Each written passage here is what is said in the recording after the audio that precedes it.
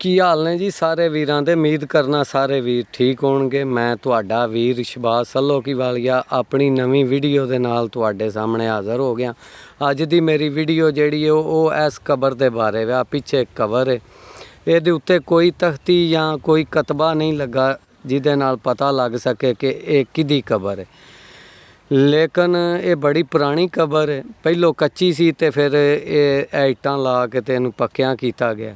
ਇਸ ਕਬਰ ਦੇ ਬਾਰੇ ਇੱਕ ਗੱਲ ਬੜੀ ਮਸ਼ਹੂਰ ਹੈ ਕਿ ਜਿਹਨੂੰ ਵਾਰੀ ਦਾ ਬੁਖਾਰ ਹੋਵੇ, ਚਾਹੇ ਕੋਈ ਬੱਚਾ ਹੈ, ਔਰਤ ਹੈ ਜਾਂ ਮਰਦ ਹੈ, ਵਾਰੀ ਦਾ ਬੁਖਾਰ ਹੋਵੇ, ਮਸਲਨ ਇੱਕ ਦਿਨ ਛੱਡ ਕੇ ਇੱਕ ਦਿਨ ਬੁਖਾਰ ਹੁੰਦਾ ਹੋਵੇ, ਉਹ ਇਸ ਕਬਰ ਤੋਂ ਆ ਕੇ ਰੋੜਾ ਖੜੇ ਉਸ ਮਰੀਜ਼ ਦੇ ਗਾਲੇ 'ਚ ਪਾਏ ਤੇ ਅੱਲਾਹ ਤਾਲਾ ਉਹਨੂੰ ਸ਼ਿਫਾ ਦੇ ਦਿੰਦਾ। ਇਹ ਉਹ ਰੋੜਾ ਹੈ, ਇਹ ਉਹ ਰੋੜਾ ਹੈ।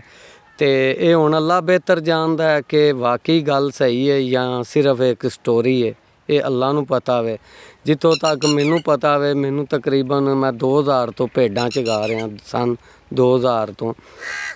ਤੇ ਮੈਂ ਜਨਾਬ ਇੱਥੇ ਕਿਸੇ ਨਹੀਂ ਆਉਂਦਿਆਂ ਵੇਖਿਆ ਰੋੜਾ ਲੈਣ, ਬਈ ਇੱਥੋਂ ਕਿਸੇ ਕੋਈ ਮੈਂ ਵੇਖਿਆ ਹੋਵੇ ਰੋੜਾ ਖੜਦਾ, ਇਹ ਰੋੜਾ ਜਿਹੜਾ।